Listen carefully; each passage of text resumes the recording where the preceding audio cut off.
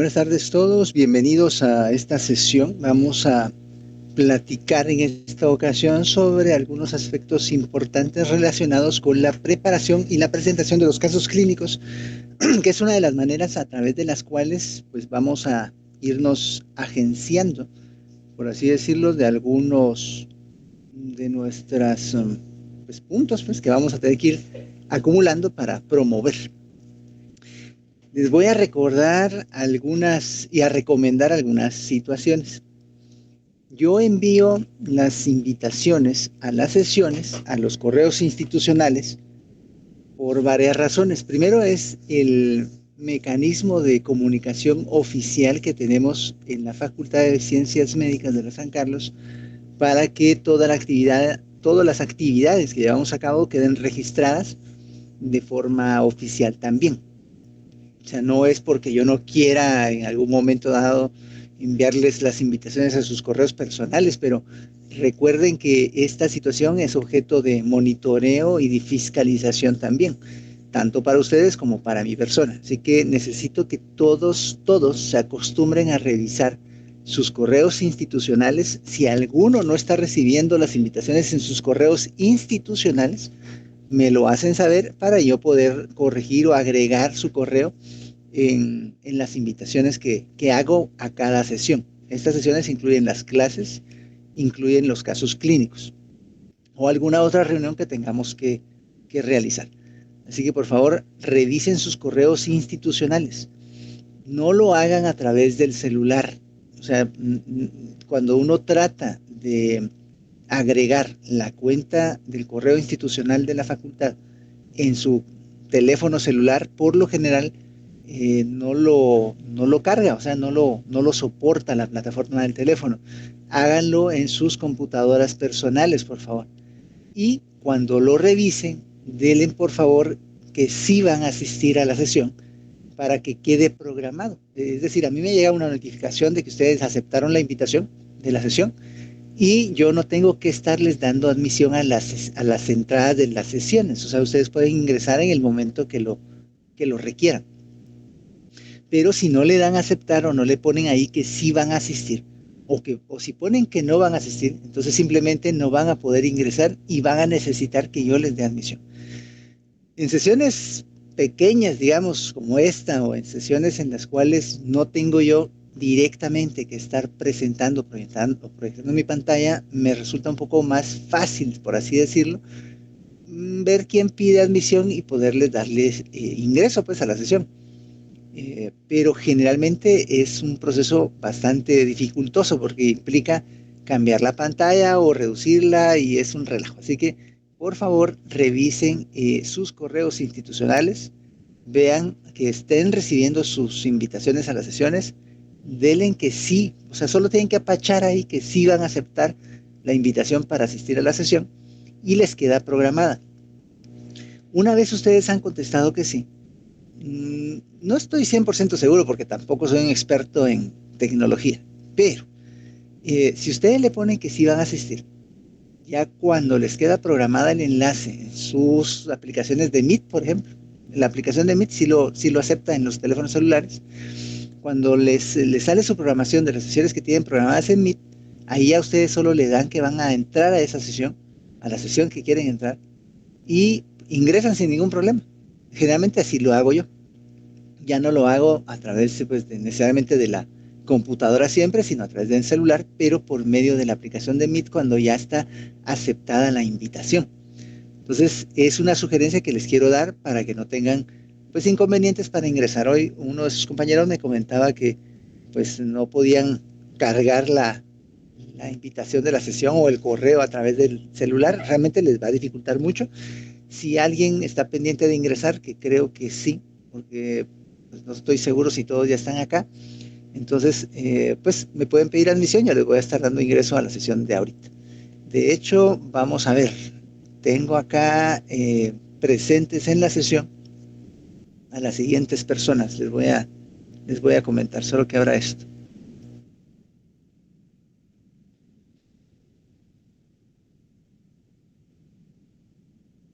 Vamos a ver, tengo acá a Brian Danilo Abelardo. Tengo también, esto tarda un poquito en cargar.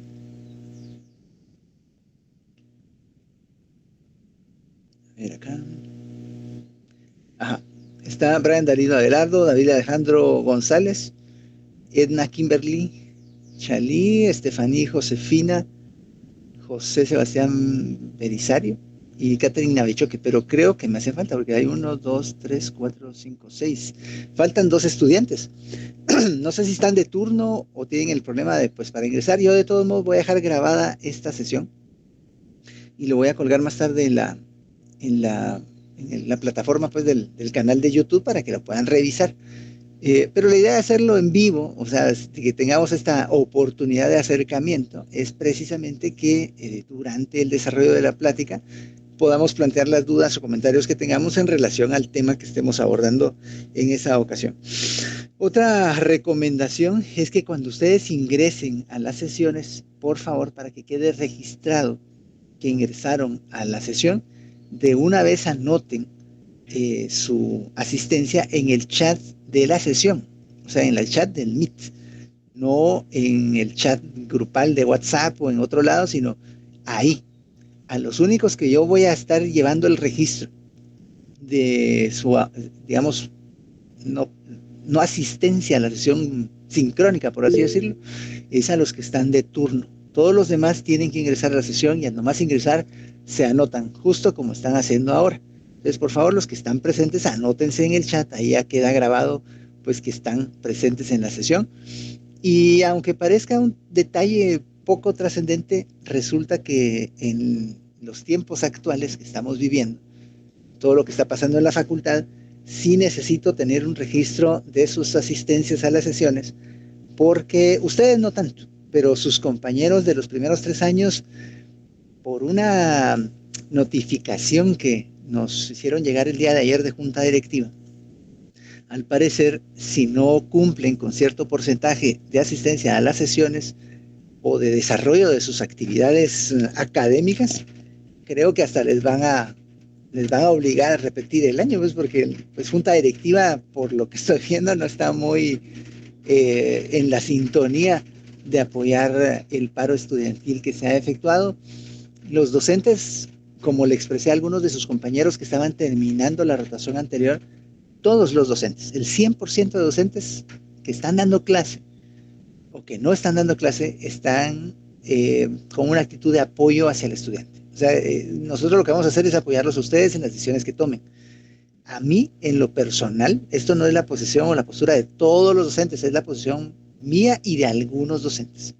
Me parece que el hecho de que ustedes estén presentando a sus prácticas hospitalarias y aprovechando esta oportunidad es muy conveniente, no solo porque pues evidentemente es parte de su formación académica, sino porque venimos de tiempos muy difíciles en los cuales nos costó mucho poder sostener o mantener los espacios en los hospitales para nuestros estudiantes por este problema de la pandemia. O sea, ahí pues hubo mucha limitante. Los estudiantes que vivieron la primera parte de la pandemia como externos ya estaban ahorita de internos, ellos les podrán contar cómo lo vivieron. Realmente no creo que haya sido una experiencia muy, muy gratificante, pues salvo por el hecho de quedarse en su casa, pues, pero la verdad es que ya uno a estas alturas de la carrera lo que quiere es aprender lo más que pueda porque está a poco tiempo, realmente 2 años de terminar y ya debe ver qué va a hacer con su vida. O sea, ustedes en 2 años cierran el pensum, hacen su tesis, se gradúan y ya tienen que ver qué hacen, o sea, pues se ponen a trabajar o miran qué pasa con sus carreras profesionales, buscan una especialidad o algunos desarrollar su trabajo en otro lado, pero les queda poco tiempo y tienen que tratar de o procurar aprovechar lo más que puedan cualquier experiencia de aprendizaje. Y las prácticas en los hospitales son muy importantes, las prácticas en las clínicas familiares son muy importantes, las prácticas de quinto y de sexto que les faltan, las prácticas de EPS rural y hospitalario son muy importantes, son trascendentales, o sea, si no, no estuvieran ahí. Entonces, el hecho de que se estén presentando es muy bueno en ese sentido, y también en el sentido de no dejar esos espacios libres para que los ocupen estudiantes de otras facultades de universidades privadas. Esto es algo que cada vez va a ser un poco más complejo, más complicado, poder sostener los espacios que ustedes tienen en los hospitales. Ya estamos viendo mucha limitante porque la oferta estudiantil académica para pues, estudiantes de facultades privadas sigue creciendo. No estoy seguro de que siempre sean de la mejor calidad posible, pues, pero bueno, el punto es que cada vez hay más estudiantes requiriendo o que necesitan hacer prácticas hospitalarias. Y si ustedes se van y hacen paro y lo que sea, por lo que fuera, pues yo de hecho estoy de acuerdo con esta situación, pues hay que evitar el fraude y todo lo que quieran, pero debemos de pensar muy bien cuáles son nuestras opciones y las decisiones que vamos a tomar para que no nos veamos también nosotros mismos afectados de forma importante y a los que vienen atrás de nosotros. Habiendo dicho esto, vamos a proceder ahora con algunas situaciones relacionadas con lo que decíamos. ¿Cuál es el objetivo de presentar casos clínicos? El objetivo principal es que a través de un proceso de análisis y síntesis de un caso clínico que a nosotros nos pareció interesante, porque lo pudimos manejar en los servicios, o vimos que estuvo en un servicio, lo atendimos en la emergencia, o vimos que estaba en intensivo, a través de ese proceso podamos fijar mejor el conocimiento que nos interesa que pues, se fije en nuestras mentes y en nuestra carrera profesional, por así decirlo. El caso no necesariamente tiene que ser de alguna enfermedad extraordinariamente rara o de algo con una presentación muy grave. Hemos tenido aquí la oportunidad de discutir casos, por ejemplo, de parasitismo intestinal con anemia, hemos visto casos de malaria, hemos visto casos de dengue. Complicado, eso sí, porque son los pacientes, los casos que vemos en el Hospital Roosevelt. O sea, no quisiera tampoco que ustedes tengan en su mente la idea de que pueden presentar el caso que se les presente en cualquier lugar, ¿no? Que lo encuentren en internet o en una revista, no. Tienen que ser casos que veamos en el hospital. Si yo estoy rotando, por ejemplo, en la emergencia y llega un paciente con hemorragia gastrointestinal, puedo seleccionar ese caso, prepararlo y presentarlo en estas sesiones. A través de eso, entonces, lo que vamos a hacer es ir como encajando, ir como tejiendo esa unión que debe haber entre los conocimientos teóricos y la práctica que nos va a permitir, dentro de un tiempo no muy largo, ya cada vez más corto, desarrollarnos de mejor manera como médicos. Ese es el objetivo principal. La forma en la que debemos presentar debe de guardar ciertos principios. Primero, la presentación debe ser completa y ordenada, es decir, el caso clínico hay que presentar, ya les voy a explicar con más detalle qué es lo que necesito, pero tiene que incluir todo lo que vamos a platicar hoy y debe presentarse de manera ordenada para que se entienda. Cualquiera que tenga acceso o que revise ese expediente pueda entender de qué se trata el caso y cuál es la relevancia del mismo. Debe ser presentada sin retraso. Eso quiere decir que si a mí, Juan Pablo Moreira, me toca presentar caso el otro miércoles, pues ese miércoles presento mi caso. O sea, ya no hay de otra. Salvo que tenga turno. Si a la persona que vamos a asignar, porque generalmente presentamos 2 casos por día, si a las personas que les toca presentar el próximo miércoles tienen turno ese día, entonces me avisan por favor con tiempo para que reprogramemos esa sesión.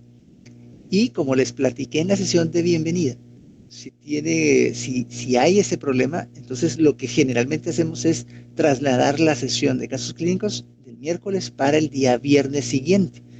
Entonces supongamos que le toca al doctor Arana ahorita el otro miércoles, si tiene turno, entonces solo me avisan pues para que yo lo programe en el calendario y pasamos la sesión, la reprogramamos para el día viernes a la misma hora. Entonces yo esos arreglos siempre se los comparto y confirmo ahí los cambios que vamos a hacer. Debería el proceso de presentación del caso clínico reflejar de la mejor manera posible esto que estamos diciendo, o sea, todo lo que yo aprendí como estudiante en lo individual, pero también debería permitirme a mí como estudiante transmitirle a mis compañeros de manera completa e integrada la forma en la que pues, yo aprendí ese conocimiento y pues que todos aprendamos de la misma forma.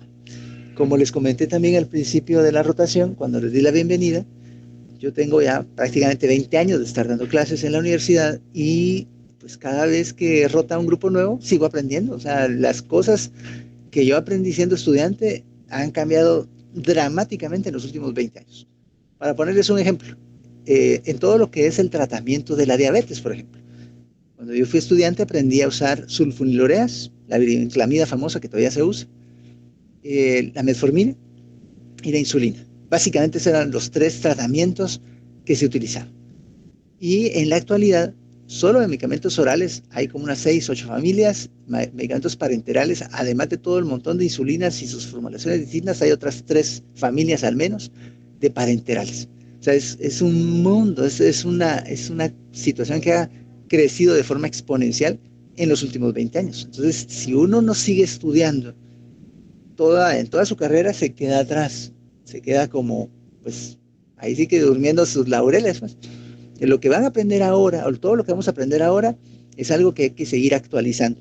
Y oportunidades de aprendizaje siempre hay, siempre hay. Por ejemplo, ahorita en la mañana, tempranito nos compartió un enlace un colega internista de una presentación que iba a ser uno de los, que yo considero uno de los máximos exponentes del tratamiento de hiperparatiroidismo primario en el mundo.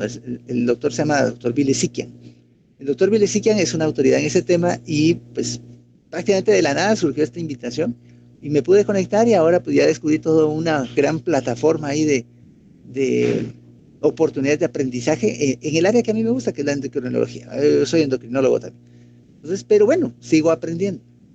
La idea es que todos aprendamos cuando ustedes presenten.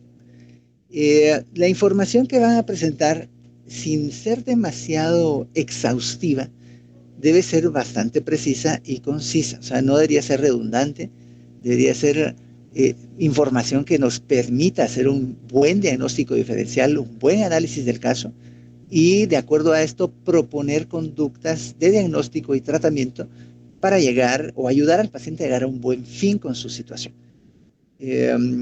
Obviamente la información debe estar relacionada con el tema, pues, o sea, por ejemplo, si estoy hablando de hemorragia gastrointestinal que estábamos platicando y empiezo a hablar, no sé, de hiperparatiroidismo, o sea, ¿dónde está la relación entre una y otra? Puede ser que sí, pero yo tengo que encontrar cuál es el vínculo entre esos dos aspectos. Por ejemplo, los pacientes con hiperparatiroidismo primario e hipercalcemia crónica no tratada, hipercalcemia sostenida, tienen con más frecuencia tendencia a tener gastropatía y algunos tienen úlceras. Entonces, de repente, hasta eso puede ser causa de hemorragia gastrointestinal.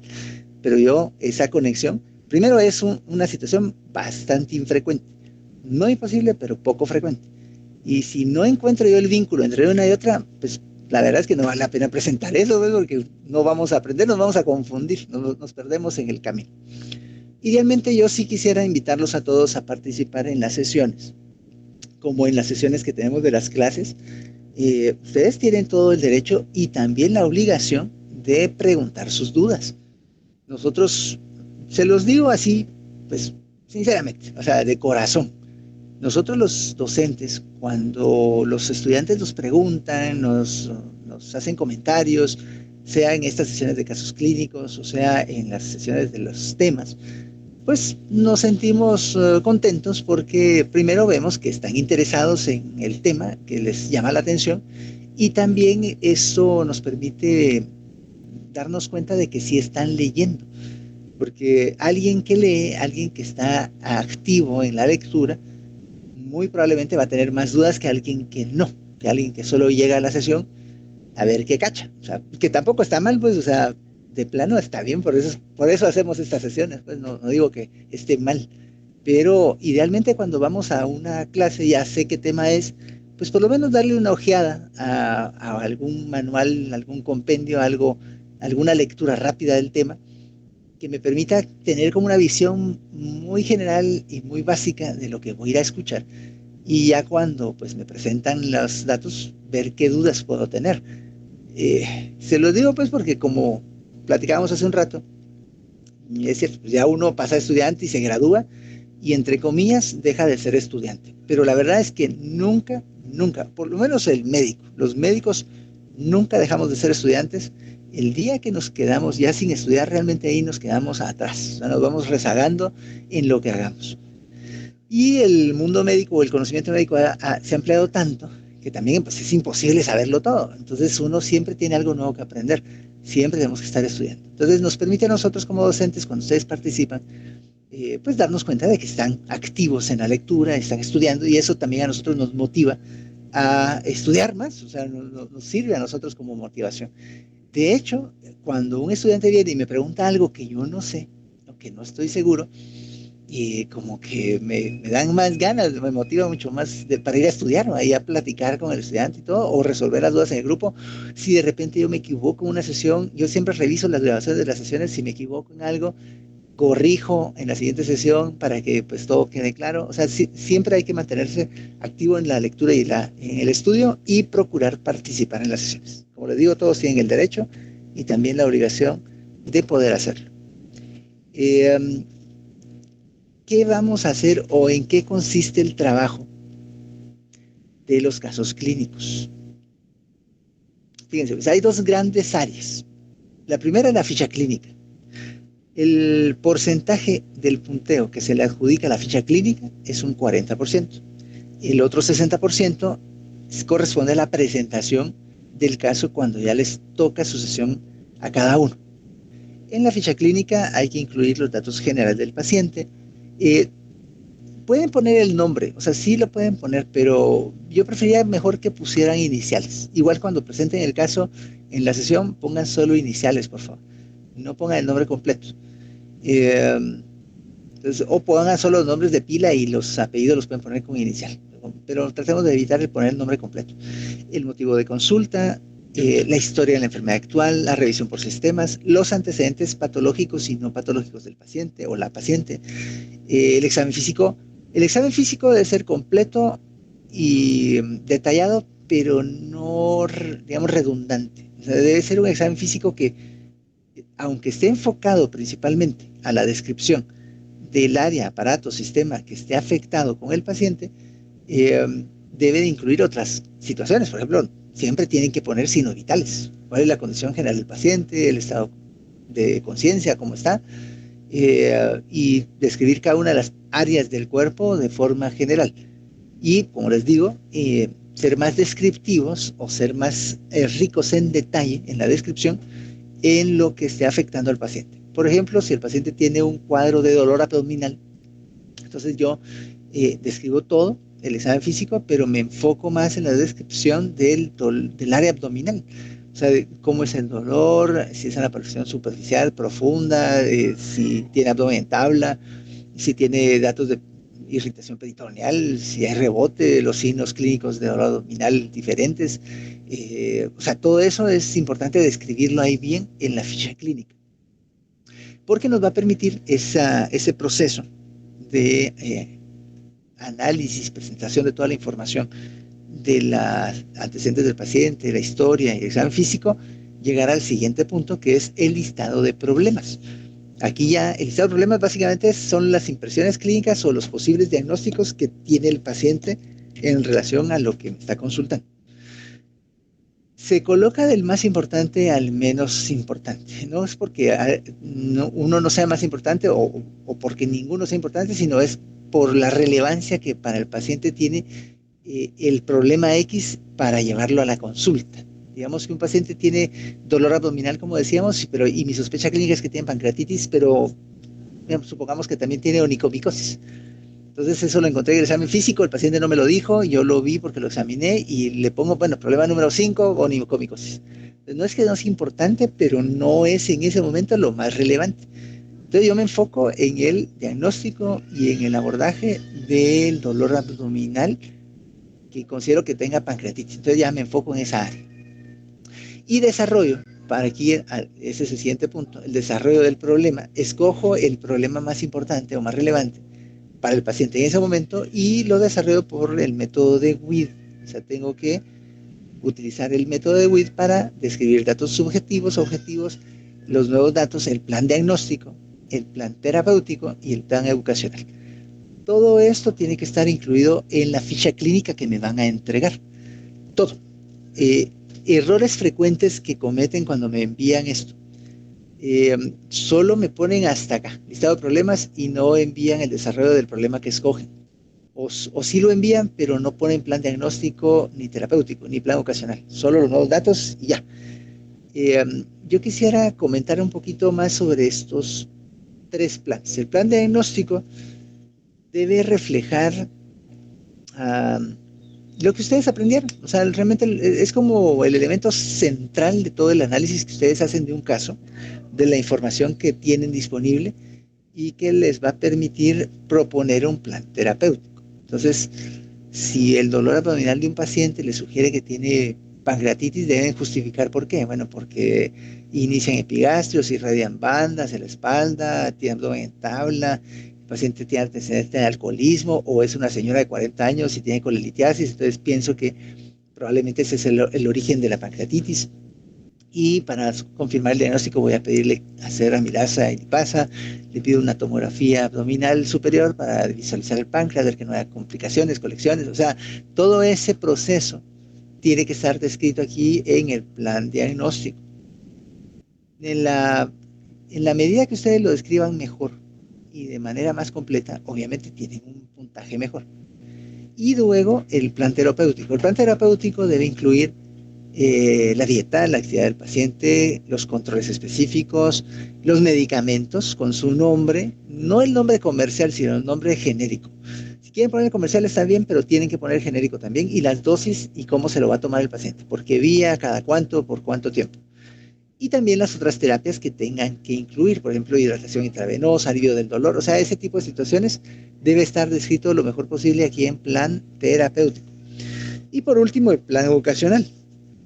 En el plan educacional un error muy frecuente es que me colocan ahí que, por ejemplo, que le van a decir al paciente que se tome sus medicinas. O sea, eso pues está bien, pues, o sea, hacerle énfasis al paciente que tiene que tomar su medicamento, pero no es muchas veces suficiente o lo principal que yo quisiera que ustedes le transmitan al paciente. Aquí en el plan educacional pueden ustedes incluir información sobre los aspectos que le van a sugerir al paciente vigilar, qué cosas reportar de inmediato, cuándo regresar a la consulta, si existe algún problema, digamos, de mezclar medicamentos, por qué es importante tomar unos a una hora y otros otro, por qué se puede tomar con algunos medicamentos con la comida y otros no, qué efectos secundarios vigilar y reportar. O sea, cuestiones así son las que yo quisiera que ustedes coloquen aquí en el plan educacional.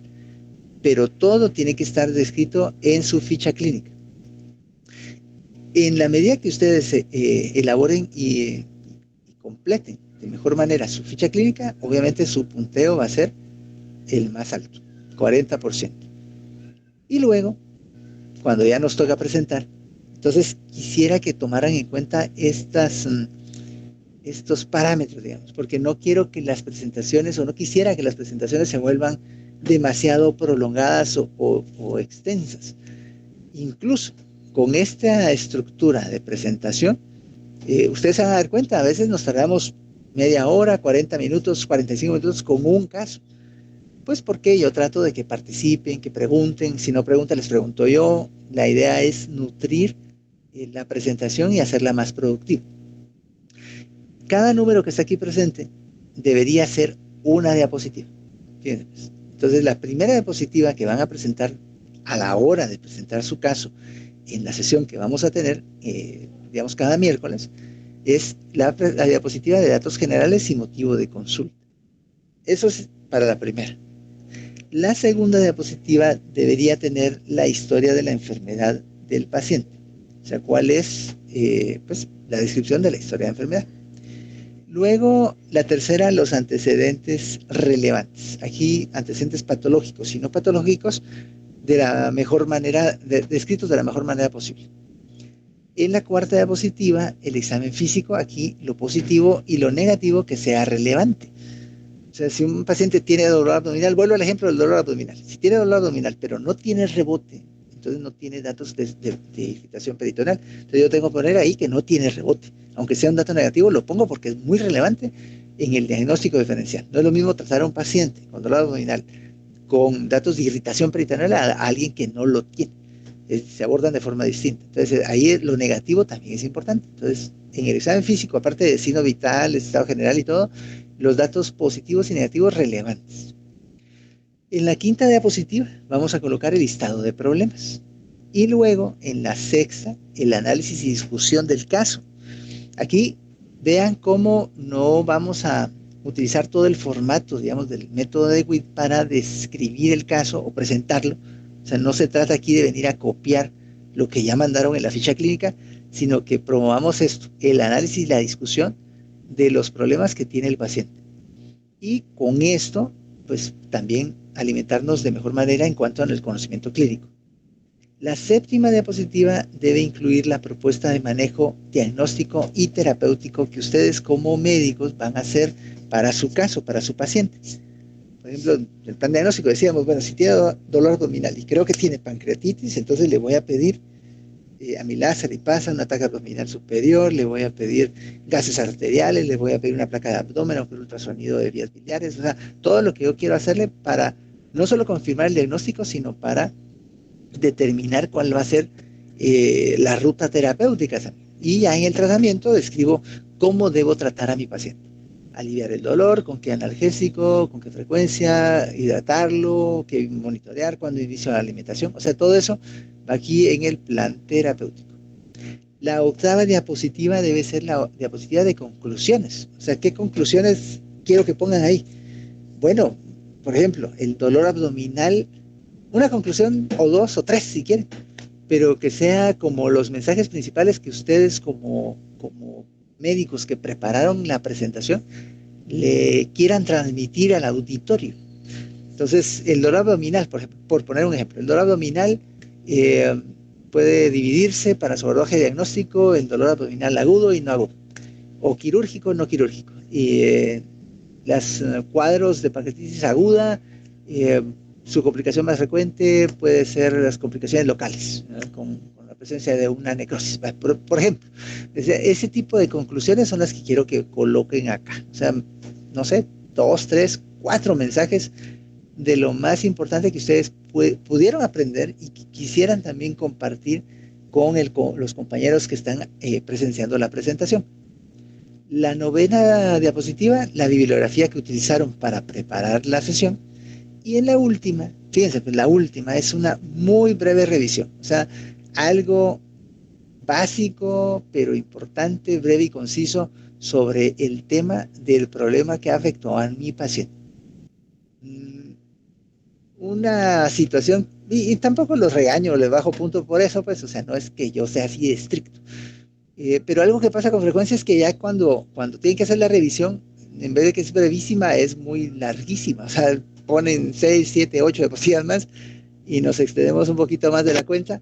Pero aquí solo se trata de reforzar lo que ustedes aprendieron con algo muy breve y muy conciso, por favor. Entonces, estas son las 10 diapositivas que debe incluir su presentación.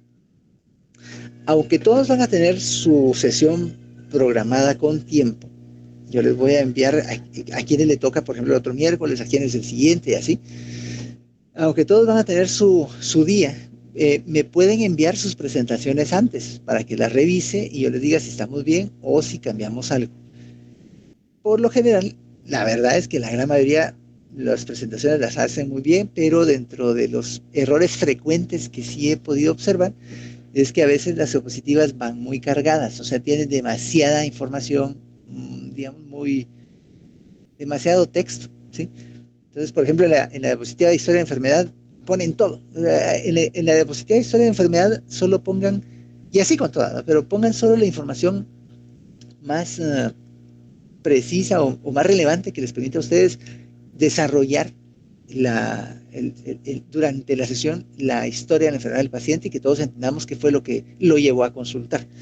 Pero si ponen una diapositiva y tan abundante de texto que las letras ni se leen, o sea, pues ahí ya empezamos a perder la atención y no se logran los objetivos académicos que queremos. O sea, aquí la situación es que aprendamos de forma amigable también. Entonces, ese es un error frecuente que sí he observado, que de repente cargan mucho la diapositiva con información. Y fuera de eso, pues tal vez solo lo que le decía con esta última, ¿verdad? Que a veces sí, que me ponen demasiada revisión, y no es que también me enoje, está bien pues aprender, pero a veces sí se nos extienden un poquito ahí las presentaciones. Entonces, esas son las indicaciones, digamos, las normas que quisiera que observen para presentar sus casos. Y, pues, habiendo dicho esto, les abro el espacio aquí para las preguntas que puedan tener, doctores y doctoras.